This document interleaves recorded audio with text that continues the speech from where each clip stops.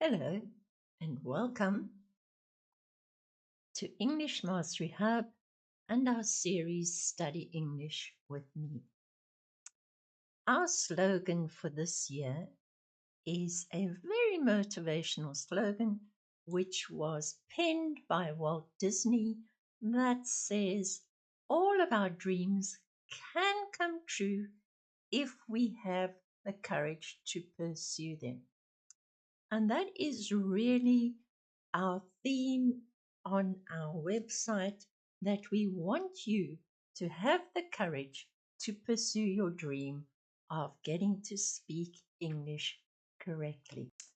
Now, if you've been on our website for a while, I'm sure you know your way around the different functions, and I hope that you are making use of them. Let me remind you again today of our dictionary known as my glossary, and this is found under the control panel section, and it is called my glossary. I cannot rave about this tool enough. When you open my glossary, you will see there is a graph which is tracking the words you've just learned, the words you're confident with, and the words that are in daily use. But what I would encourage you to do is whenever you are listening to a TV series, a movie, or a blog, an audio blog, and you come across a word that you don't know, add it into your personal glossary. Personalize this experience so that you can learn new words and build on your vocabulary. Add reminders so that these words can come up on a regular basis and remind you of their meaning. And in this way, you will really improve your vocabulary. It doesn't matter how much grammar you know. If you don't have the vocabulary to put that grammar into practice, it is of little use. So please remember to use our glossary and to like and subscribe to our channel. We'd love to hear from you, especially if you have any comments on what we can improve or what you would find beneficial. This is your personal journey, and we want it to be as meaningful as possible for you.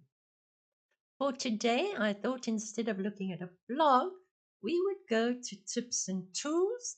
And if you look at that, you can see browse the web and expand your vocabulary. So if you do that, you will come up to this page, and we have the bbc.co.uk, which I've pushed browse, and I have come up with this article. Here is the URL, and we are going to read this article about someone overcoming difficulties in their life. Many of us have difficulties that we have to face on a daily basis, and I want you to be encouraged and motivated by this story. Please practice the technique of shadowing as I read the story to you, which will help you with pronunciation and greatly improve your English. And I hope that you will watch to the very end. The article is entitled, I Jumped Out of a Plane at 5,000 feet. What happened next changed my life forever. And there we have a picture of Rob about to jump out of a plane. An RAF veteran has said his life changed forever after he fell nearly 1,000 feet or 304 meters during a training session which went wrong. Rob Bugden, 40 years old, jumped from a plane at 5,000 feet in January 2016 as part of a parachuting exercise when he collided mid-air with his teammate. Okay, if you want to know the meaning of the word collide, Just click on it and we will find it means to impact directly when a body collides with another body in a violent type of reaction. So that is collide. Remember, if you want to change the explanation into your own home language, you can do that by simply clicking there and changing it to be your language of choice. Let's continue with our story. The next thing he remembers is waking up in hospital to discover that the collision had caused him to plummet to the ground. What does the word plummet mean? To plummet means, whoops, I lost the word.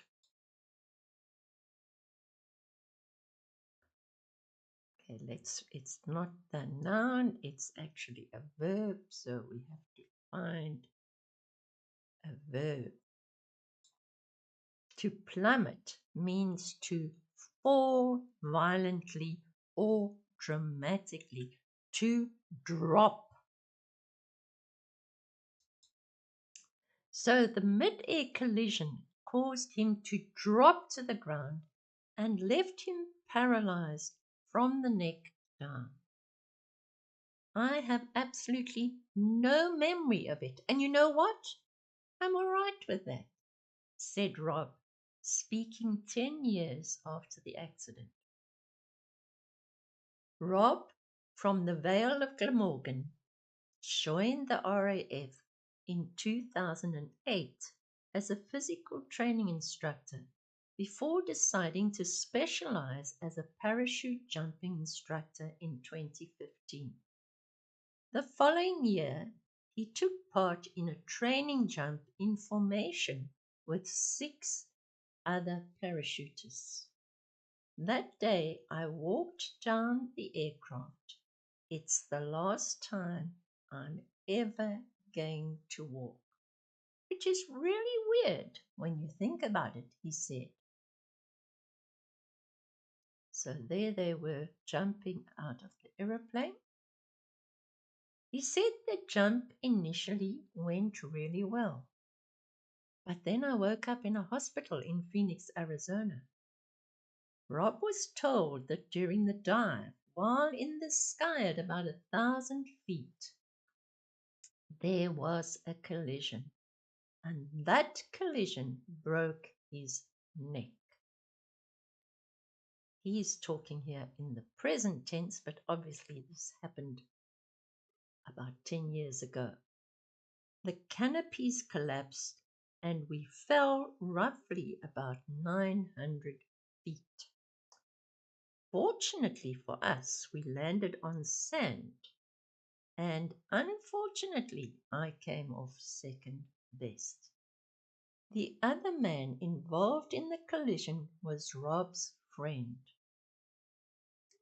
While Rob was knocked unconscious, which is quite lucky in lots of ways, probably may well have saved my life, his friend remained conscious, but broke his tibia and fibula and tore his kidney. These are the names of bones in the leg. But more than that, he remembers everything, Rob said. He added, there were some very talented gentlemen on the ground, including UK Special Forces, who were doing an exercise in the same place. After witnessing the collision, they went to help straight away. Without them, I don't think I'd be alive, Rob reflected. So thank you to all of them. It seems such a frivolous word, but yeah, what else can I say? Frivolous meaning without a lot of depth or meaning to the word. Silly or inappropriate. What else can I say, he said, and there we have a picture of Rob in his chair. Rob had several operations in the US including a tracheostomy, as he could not breathe by himself, a peg in his stomach to feed him, and a pacemaker fitted to keep his heart beating regularly. He also had his eye socket put back together and fixations in his neck. By this point, Rob was completely paralyzed, but in and out of consciousness all the time due to the heavy medication, so does not remember a great deal. After around 3 weeks, he was brought back to the UK and admitted to the Queen Elizabeth Hospital in Birmingham, where the long journey began. It was here that Rob said that the reality hit him that he couldn't move. "We're a bit of a mess," said Rob, which was putting it mildly. He learned his spinal cord had been severely crushed and that he was quadriplegic. Quadriplegic is someone that cannot move any of their limbs, their arms or their legs. "Basically, all 4 of my limbs don't work," he explained. It took Rob a long time to get his head around how different his life would be. This is a collocation. To get his head around means to come to terms with what had happened in his life. But he added, "I'm very stubborn. I think I'm always right." But actually, flipping that on its head, it also meant that I was not going to give up. Can you see a theme developing? Do not give up when you have difficulties. When you face difficulties in life, do not give up. Eventually, Rob was able to breathe by himself, then started getting some movement back in his shoulders. After a year, he could feed himself. Even then, I was getting most on my t-shirt, but it didn't matter because I was doing it myself, he said. The next step was limiting the amount of help he needed for things such as using the toilet, and after 2 years he was able to flip his catheter himself, which felt like a big step. Now you would think after all that Rob would absolutely be destroyed, but he says he is so thankful and so grateful. Today, Rob requires round-the-clock live-in care, 24 hours a day, round the clock. But he's able to take part in hobbies, such as going to the gym, hanging out with his dog Denzel, and going to the pub with his friends. What an amazing man. Rob affectionately calls Denzel his lack of assistance dog because he is useless. If there's chicken around, that's it. He's not going to listen, he laughed. But actually, I'm completely and utterly lost without him. He's my best friend. He's my companion. He's my protector. He's allowed me to make new friends and get out and about. So give him some freedom. During his long recovery and beyond, Rob received support from the RAF Benevolent Fund, a charity which supports serving and former RAF personnel and their families. Rob has just bought his first flat. Rob had just bought his first flat before his accident, but was not able to return there as he needed a specialized adapted home.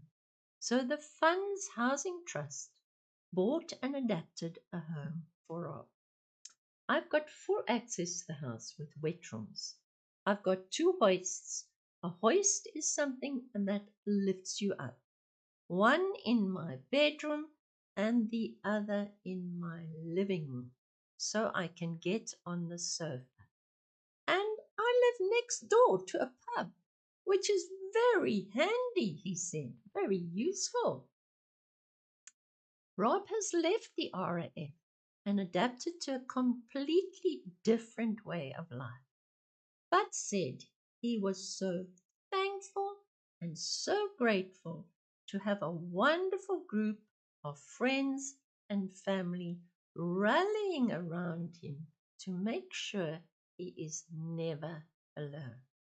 Let's look up the word rallying. This is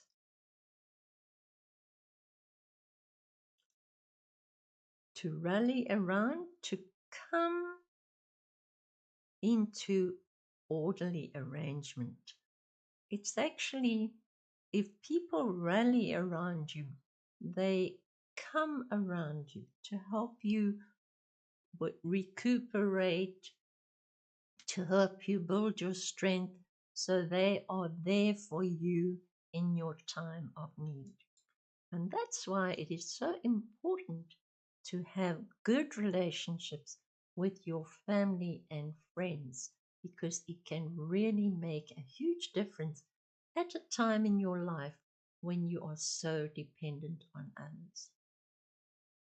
So I hope that you have found this story motivating and that it will make you realize there's hoist, to raise or lift up, to elevate. We can add that to our glossary while we are reading. The word has been added to the glossary. The next time we go to the glossary, the word will be there. As I was saying, I hope you have found this real life story motivating and makes you realize sometimes that your problems are not that significant, and that you focus and put your best foot forward, you will achieve success. Thank you for being with me today. I hope you found this story motivating and uplifting. Do drop some comments and let us know how you are finding your English learning journey on English Mastery Hub. Thank you again.